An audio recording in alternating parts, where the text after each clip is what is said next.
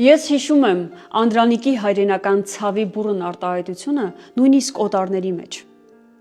Կարծեմ 1916 թվին Լոնդոնից նոր Թիֆլիս էին հասել մի խումբ անգլիացի հայասերներ։ Պատմում է ներկաներից մեկը։ Ներկա էին Անդրանիկը, ես եւ ուրիշ հայ հասարակական գործիչներ։ Հացկերույթի ընթացքում բաժակաճառեր ասվեցին, վերջում անգլիացիք խնդրեցին, որ Անդրանիկը եւս մի բան ասի։ Անդրանիկը ոտքի ելավ։ Ես տեսա իր կնճռոտ հոնքերը, աչքերին քաշ, բերանի շուրջը ջղային ցնցումները։ Պարզ էր, որ փոթորիկ էր լինելու։ Նա դարձավ ինձ չոր ու վճռական շեշտով։ Ըսե, թարգմանե խոսքերս այս մարդկանց բառ առ բառ։ Ըսե բարի են եկած։ Շնորհակալ ենք իրենց արած եւ անելիք օգնությանը հայ ժողովրդին։ Գուցե սրանք չգիտեն, որ այսօր Հայաստանում այլևս մեկ հայ մնացած չէ։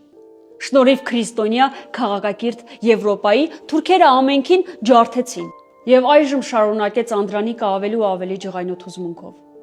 Այժմ քեզի կասեմ թարգմանիր, ճիշտ ասածներս։ Ասա, որ մի հատիկ ցանկություն ունիմ։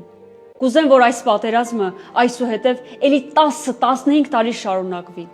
որպեսզի եվրոպական քրիստոնյա ազգերը ջարդոթին ոչնչացնեն իրար եւ նրանց երկրներն էլ այսպես ավերակ դառնան, ինչպես Հայաստանը։ Թարգմանիր, ասաց ու նստեց հևալով անհնարին խռովքից։ Ծանր էր իմ դերը, մի կերպ դուրս եկա դրությունից, պատմում է ներկաներից մեկը։